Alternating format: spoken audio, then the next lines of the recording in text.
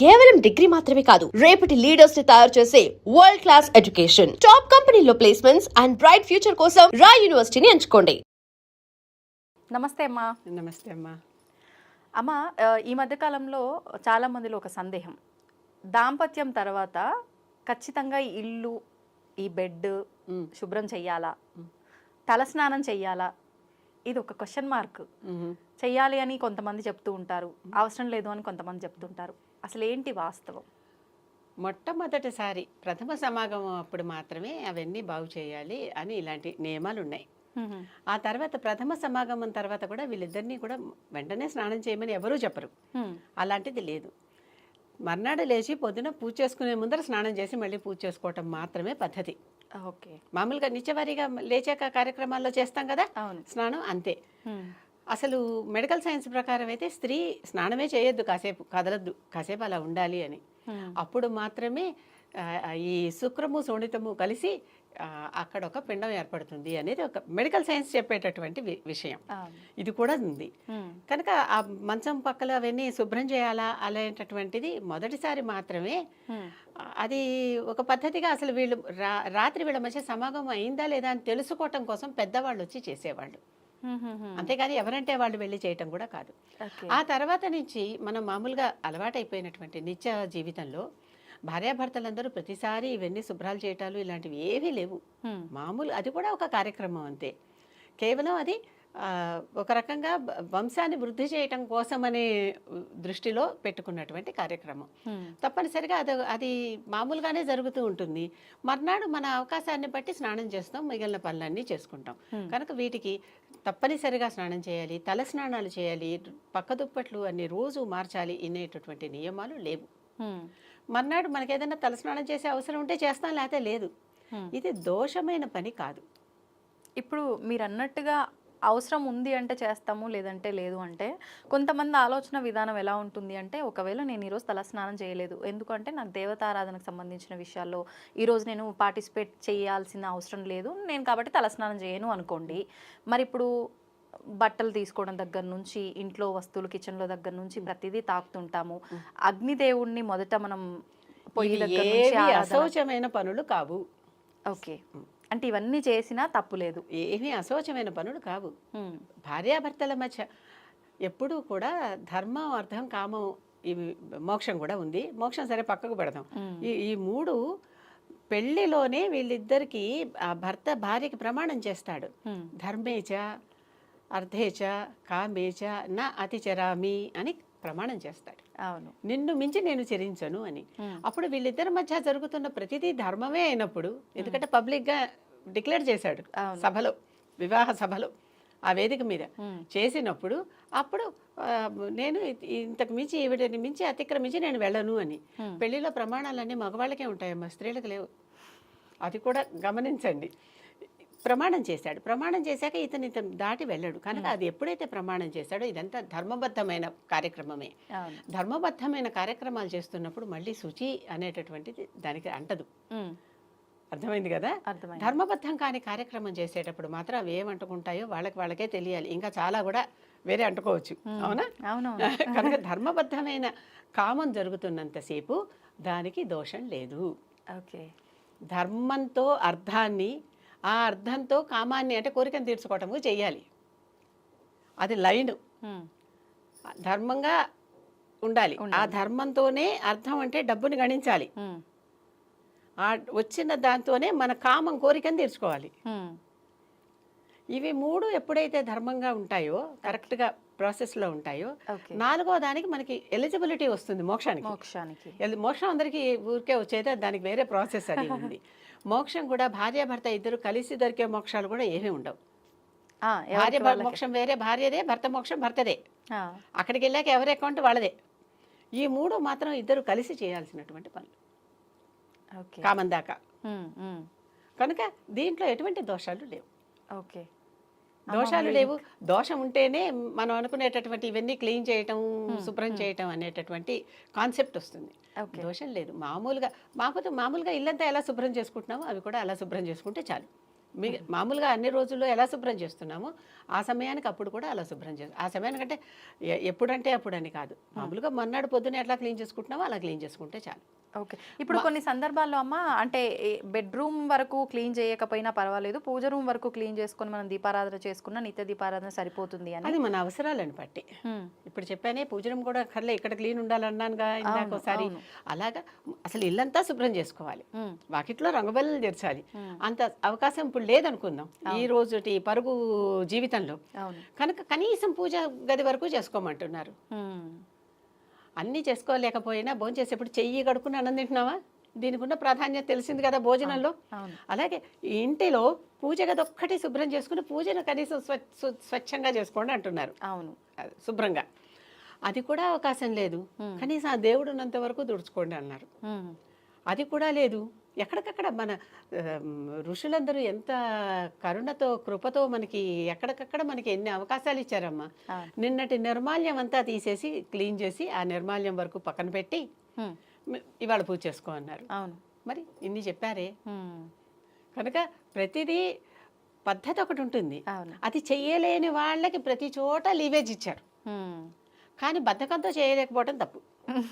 అర్థమవుతుంది కదా. అవకాశం లేకపోతే నిజంగా అక్కడ లేకపోతే చేయలేకపోతే అది దానికి దోషం అంటదు. ఓకే, కానీ వాళ్ళకి ఇచ్చారు కదా నాకెందుకు ఎవరు అనుకుని మనకు అన్ని అవకాశాలు ఉన్నా మనం చేయకపోతే తప్పు. దేహంలో ఓపిక ఉన్నంత వరకు ఈ దేహం ఎందుకుంది, శరీర మాధ్యం ఖలు ధర్మ సాధనం. తప్పనిసరిగా నిశ్చయంగా ఈ శరీరం ధర్మ సాధన కొరకు మాత్రమే అని చెప్పారు. అవును, అది చెప్పినప్పుడు మరి ఈ శరీరాన్ని వాడాలి కదా. శరీరానికి ఓపిక లేదు, నశించింది, నెమ్మదిగా తగ్గుతాయి అన్నమాట అన్ని. అంతే అంతే. ఒంట్లో ఓపిక లేకపోతే ప్రతి పని కూడా అంతలో చేయాల్సింది ఇంతలో చేయాలని చేస్తాం కదా. ఇప్పుడు 100 మంది ఇంట్లో ఉంటారు, 100 మందికి చేస్తాం, ఒకసారి 10 మందికే చేస్తాం, ఒకసారి 2కే చేస్తాం, ఒకసారి ఒక్కళ్ళకే చేస్తాం. తగ్గిస్తున్నారా అట్లా? అవసరాన్ని బట్టి అక్కడున్న అవసరం ఎలా ఉందో చూసుకుని దాన్ని బట్టి మన ఓపికను బట్టి అంతే. అంతేగాని ఈ నియమాలన్నీ పెట్టుకుని ప్రతిసారి ఇదంతా అవటం వల్ల చాలామంది ఈ మధ్య అసలు పిల్లల్ని కనటం మానేయటం, భార్యాభర్తలు కలవటం మానేయటం కూడా చాలా విపరీతంగా జరుగుతున్నాయి. అవునవును. ఎందుకని ప్రతిసారి ఇవన్నీ చేయాలంటే ఎవరికి ఓపికలు ఉండట్లా. అదే కదా. కనుక అలాంటి కొన్ని నియమాలు ఎప్పటికప్పుడు దేశకాలమాన పరిస్థితుల ప్రకారం ఆ సమయాన్ని కొంచెం మనం నియమాల్ని నిబంధనలని కాస్త తగ్గించుకోవడం తప్పులేదు. అమ్మ, ఈ విధానం అంతా అంటే ఒకప్పటి కాలానికి ఇప్పటి కాలానికి చాలా వ్యత్యాసం ఉంది అంటారు. ఇప్పుడు మీరు చెప్పినట్టుగా అంటే ఇప్పుడు ఈ పరిస్థితులను బట్టే ఈ విధానం ఆచరించాలంటున్నారా, ముందరున్న విధానం కూడా ఈ విధంగానే ఉండేదా? ఎప్పటికప్పుడు పద్ధతులు మారినాయిగా, అప్పుడు కూడా ఇలాంటి పద్ధతులు ఉన్నాయిగా, అప్పుడు కూడా అన్ని అవసరాల వాళ్ళు ఉంటారుగా. అవును, దాన్ని బట్టి కూడా వాళ్ళకి పద్ధతులు మారినాయిగా. అసలు వివాహాలే ఎన్ని రకాలో మీకు తెలుసు కదా. ప్రాజాపత్యం నుంచి చివరి రాక్షస వివాహం దాకా ఎన్నున్నాయి. అవును, బోలెడు వివాహాలు, అన్ని రకాలు. ఏది ఏమైనా కూడా ఇవన్నీ కూడా వంశాభివృద్ధి కోసం, తదుపరి సంతానం కోసం, అంటే మన లైనేజ్ కంటిన్యూ చేయటం కోసం, వారసత్వం కంటిన్యూ చేయటం కోసం. దీని మీద అగస్త్యుడి కథ ఒకటి ఉంది. ఆయన పెళ్లి చేసుకోకుండా నేను సన్యాసిగానే ఉంటానంటే పెద్దలందరూ, పితృదేవతలందరూ వచ్చి ఆయనకు పెళ్ళి ఎలా చేయించారు. అగస్త్యుడు నేను పెళ్లి చేసుకోను, ఏమీ నాకు అక్కర్లేదని కమండలం పుచ్చుకుని వనాల్లో తిరుగుతూ తపస్సు చేసుకుంటున్నాడు. అటు ఇటు ఒక చోట ఉండడు కదా సన్యాసి, ఎప్పుడు తిరుగుతున్నాడు, చేసుకుంటున్నాడు. ఒక చోట ఒక చెట్టుకు వేలాడి బోళ్ళంతమంది వేలాడుతూ తలకిందులుగా దీనంగా కనిపిస్తున్నారు. వాళ్ళందరినీ చూసి ఏమన్నా ఉద్ధరిద్దాం వాళ్ళని, నేను నాకేవో ఇప్పుడు సన్యాసం చేశాను, తపస్సు ఓ శక్తి ఉంది కదా అని చెప్పి దగ్గరికి వెళ్ళాడు. వెళ్ళి అసలు ఎవరమ్మా మీ అందరూ ఎందుకు ఇలా వేలాడుతున్నారు, ఏమైంది, మీ కష్టం ఏంటని అడిగాడు. మేమందరం నీ పితృలోకంలో ఉన్న పితృదేవతలు, నీ ముందర తరాల వాళ్ళం. నువ్వు పెళ్లి చేసుకునే సంతానాన్ని కనలేదు కనుక మాకు ఈ దౌర్భాగ్యం బట్టి ఇలా వేలాడుతున్నాం అని వాళ్ళు అగస్త్యుడికి చెప్తారు. చెప్తే అప్పుడు అగస్త్యుడు చూశాడు, గ్రహించుకున్నాడు, రైటే. మొదటి నుంచి అసలు తప్పనిసరిగా ప్రతివాడు తన తర్వాతి తరానికి మొదలుపెట్టి వెళ్లాల్సిందే, నెక్స్ట్ తరం వాళ్ళని జనరేట్ చేసి వదలాల్సిందే. అలా లేకుండా నేను ఇలాగే ఉంటానని ముందరి నుంచి ఇలా అనుకున్నాను కనుక వాళ్ళకి నష్టం కలుగుతుంది, వాళ్ళకి కష్టం కలుగుతుంది ఈ పితృదేవతలకి. అప్పుడు ఎలాంటి అమ్మాయి కావాలి, ఎటువంటి లోపం లేనటువంటి ఆవిడ పేరు లోపాముద్ర. అగస్త్యుడి భార్య పేరు. ఎటువంటి లోపం లేని ఒక బొమ్మను తనే తయారు చేసుకున్నాడు. ఏ ఏ లక్షణాలు ఉన్నాయి అంటే ఈ రోజుల్లో సెలెక్టివ్ ప్రొడక్షన్ అంటాం చూడండి, అట్లా ఏ ఏ లక్షణాలు కావాలో, ఏవే లోపాలు ఉండకూడదు, అలాంటి లోపాలు లేనటువంటి ఒక అందమైన అమ్మాయిని తయారు చేసి ప్రాణం పోశాడు. ప్రాణం పోసి తను పెంచలేడుగా ఈ పిల్లని, ఆ రాజుగారికి ఇచ్చాడు తీసుకుపోయి. పెంచి తర్వాత నేను వచ్చినప్పుడు అడుగుతాను అని అన్నాడు. ఆ పిల్ల పెద్దదైంది, పెళ్లి వయసుకు వచ్చింది. ఇప్పుడు ఇతను వెళ్ళి అమ్మాయి నాకు ఇచ్చి పెళ్లి చేయమన్నాడు. పెళ్లి చేయమంటే రాజు అన్నాడు, రాజరికంలో పుట్టింది అంటే ఇక్కడ పెరిగింది, రాజకుమార్తెలాగా పెంచుకున్నాను, నువ్వేమో అడవుల్లో అక్కడ ఇక్కడ తిరిగేటటువంటి వాడివి, పన్నశాలలో ఉండేవాడివి, నీకెలా ఇచ్చి పెళ్లి చేస్తాను అంటాడు. ఆవిడ అడుగు, ఆవిడ పెళ్లి చేసుకోనంటే వెళ్ళిపోతాను అంటాడు. లోపముద్రకి తెలుసు కదా, చేసుకుంటానని. అప్పుడు పెళ్లి చేసుకున్నారు. వీళ్ళ సంతానాన్ని కానీ పితృదేవతలను ఉద్ధరించారు. ఇది అగస్త్యుడు కదా. ప్రతి చోట మనకి ఇవన్నీ పురాణ ఒకప్పుడు జరిగినవే ఉన్నాయి. ఆ జరిగిన వాటి నుంచి మనం నేర్చుకోవాలి. కనుక ఇప్పుడు చాలా మంది కొత్త థియరీ వింటున్నాను. ఒకప్పుడు నేను పీకా సిండ్రోమ్ అనేదాన్ని, parents in India children abroad, PICA, చాలా మంది అలాగే. ఇప్పుడు కొత్తగా డింక్ సిండ్రోమ్ట, డబుల్ ఇన్కమ్ నో కిడ్స్. అవును. మరి తర్వాత జనాభా ఎలా పెరుగుతారు, ప్రపంచం ముందరికి ఎట్లా వెళ్తుంది? అవును కదా. ఎప్పుడు కూడా మనం తర్వాత తరానికి ఈ చక్రాన్ని కొంచెం తోస్తే వాళ్ళు ఇంకొంచెం దోస్తారు, ఎవరైనా అంతే. లేకుండా ఎట్లా? ఎవరికి వాళ్ళు మేము పిల్లల్ని కనం, మేము పెంచం, మాకేం వద్దు, మా సౌఖ్యము మా సుఖమే మాకు చాలు అని అనుకునేటటువంటి వాళ్ళు వస్తే అసలు ప్రపంచం ముందరికి ఎట్లా వెళ్తుంది? అవును. కనుక ఇది తప్పనిసరిగా ప్రతి వాళ్ళు దాంపత్యంలో చూసుకోవాల్సిన విషయమే. మన బాధ్యత ఏంటంటే వివాహాల్లో చేసేటటువంటి ప్రమాణాల్లో కూడా మన ఇద్దరం కలిసి ఈ వంశాన్ని ఉద్ధరిస్తాం కాక అని చెప్తారు. చక్కగా ఎప్పుడైనా ఈ వివాహం చేసే పురోహితుడిని పిలిచి ఆ మంత్రాలన్నీ వాటికి అర్థాలు చెప్పించుకుంటే అందరికీ తెలిస్తే మంచిది. వాళ్ళు ఏదో సంస్కృతంలో గంటసేపు చదివేస్తారు, వాళ్ళు మమ్మ అంటే మమ్మ అంటారు, ముక్కు పట్టుకో అంటే ముక్కు పట్టుకుంటారు, వెనకేయి అంటే వెనకేస్తారు, ముందుకేయి అంటే ముందుకేస్తారు, అంతే కదా. అలా కాకుండా ఆ ముఖ్యంతో పట్టుకుంటున్నాం, ప్రాణాయామం కోసం పట్టుకుంటున్నాం, ముక్కు మూసుకోవటానికా? కాసేపు ప్రాణాయామం చేయండి, నిలకడగా కూర్చోండి అని చెప్తున్నారు. అది ఆయన చెప్పడు, వీళ్ళు చేయరు. అంతే అంతే. ముక్కు పట్టుకో అంటాడే కానీ అసలు అక్కడ ఏం చేయాలనేది ఆయన చెప్పడు కదా. ఈ తంతులో జరిగేటటువంటివి తెలుసుకుంటే, లేకపోతే వీటికి విపరీతార్థాలు తీసి కొంతమంది అధర్మీయులు వాటి గురించి వేరే చెప్తున్నారు, అవన్నీ నివారించినట్టు అవుతుంది కదమ్మా. కనుక అది కూడా అవసరమే. మన సంస్కృతంలో ఉంటే సంస్కృతమే, ఆ రోజుల్లో భాష అదొక్కటే, అందుకని అక్కడ చెప్పారు. ఇప్పుడు ఇంగ్లాండ్కి వెళ్ళి ఇక్కడ తెలుగు వినిపించట్లేదు, సంస్కృతం వినిపించట్లేదు అంటే వినిపిస్తుంది, అక్కడ ఇంగ్లీష్ ఒకటే వినిపిస్తుంది. అంతే. అలాగే ఆ రోజుల్లో మనకి సంస్కృతం ఒకటే భాష, అదే వినిపించింది. అది కూడా సంస్కరించబడిన భాష కనుక సంస్కృతం. అంతకుముందు ప్రాకృతం ఉండేది, ప్రాకృతం, పైశాచి, చాలా భాషలు ఉన్నాయి. వాటిలన్నిటినీ సంస్కరించి అంటే మోడిఫై చేసి చక్కగా వాటిని సరిదిద్ది తప్పులు లేకుండా సంస్కృతం అనే భాషని తీసుకొచ్చారు. ఆ సంస్కృతం అనే భాష మనకి ఇప్పుడు పాత భాష అయిపోయింది కదా. అమర భాష అంటారు, ఎప్పటికీ మరణం లేని భాష దానికి పేరు. ఇప్పుడు మనం ఏదైతే సాంస్క్రిట్ అంటున్నామో అది సంస్కృతం, ఇంగ్లీష్ లో సాంస్క్రిట్ అయింది, అది అంతే. ఆ సంస్కృతమే, అందరికీ సంస్కృతం వచ్చు, కానీ అది సంస్కృతం అని తెలియదు. అవును. మొన్న ఎవరికో నేను సంకల్పం చెప్తుంటే ఇది సంస్కృతమా తెలుగు అనుకుంటున్నానే అన్నారు.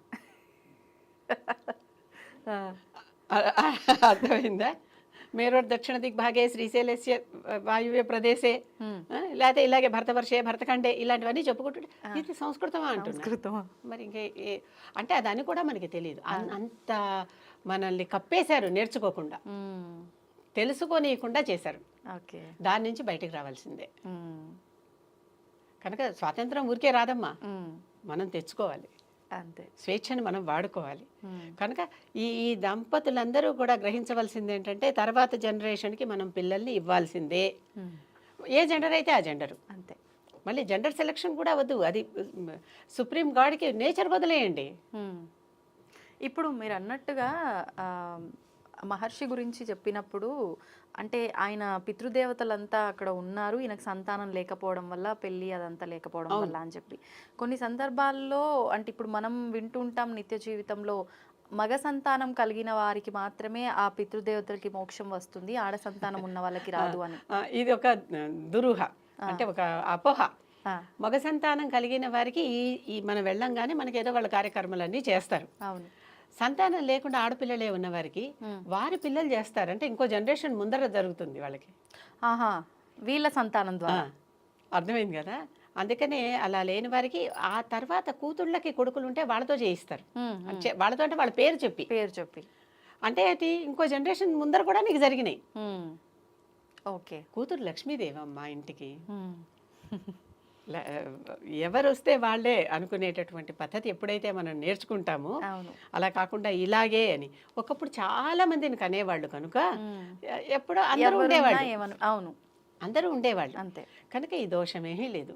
అంతేకాదు మనకి తర్వాత కార్యక్రమాలు జరగవు అనేటటువంటి బాధ కూడా లేదు. స్త్రీలు కూడా చక్కగా అన్నీ చేయొచ్చు. కానీ చేయకూడదు అంటున్నారు కదమ్మా. అది మ్యాట్రియార్కల్ సొసైటీ నుంచి నెమ్మదిగా ప్యాట్రియార్కల్ సొసైటీకి వచ్చేస్తున్నాం కదమ్మా. మాతృస్వామ్యం వదిలేసి పితృస్వామ్యం వైపుకి వచ్చేసాం కదా. వచ్చేసామా, లాక్కొచ్చారా? వచ్చేసామంటే నెమ్మదిగా కొన్ని మార్పులు. నిజంగానే transition between matriarchal society to patriarchal society మాట్లాడుకుంటే ఎన్ని ఉంటాయో దాంట్లో. ఇవన్నీ ఎన్నో విషయాలు అన్నమాట. ఏ విషయంలో దిగినా వాటన్నిటికీ మనకి సందర్భాలు, మనకి రకరకాల ఉపాఖ్యానాలు మన పురాణాల్లో ఉన్నాయి, మన ఉపనిషత్తుల్లో ఉన్నాయి, మనకు చెప్పబడినాయి. అవి మనం తెలుసుకోవటం ఒక్కటే అంతే. ఆ మధ్యలో ఒక తెరడ్డం ఉంది. ఆ వెంకటేశ్వరుణ్ణి వేడుకున్నట్టుగానే త్యాగరాజు గారు తెర తీయగరాదా అయిపోయింది. ఆ తెర తెరిస్తే అంతా రహస్యం, ఆ రహస్యం అంతా బట్టబయలు. అవును, అంతే.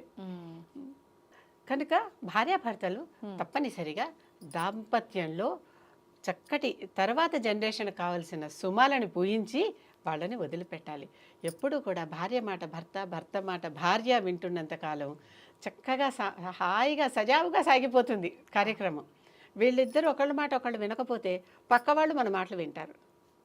అది ఎప్పుడు బాగా జ్ఞాపకం పెట్టుకొని భార్యాభర్త సఖ్యంగా అన్నిట్లోనూ, దేంట్లో ధర్మం అర్థం కామంలో కూడా ఈ మూడిట్లో సఖ్యంగా ఉండి వంశాన్ని వృద్ధి చేయటం, కుటుంబాన్ని వృద్ధి చేయటం, కుటుంబ విలువలు పాటించటం, కుటుంబంలో ఉన్నటువంటి కొన్ని ఆచారాలు పద్ధతులు ఉంటాయి కదా, వాటిని ముందుకు తీసుకెళ్ళటం తప్పనిసరిగా చేసి తీరాల్సిన ధర్మాల్లో ఒకటి. ధన్యవాదాలమ్మా. నమస్కారం. And for more videos, please subscribe to iDream. Please subscribe to iDream. Please subscribe iDream. And please subscribe to iDream. For more videos, subscribe to iDream. please like, share and subscribe to the channel. Congratulations, iDream. Subscribe to iDream. Subscribe to iDream. So subscribe to iDream Media.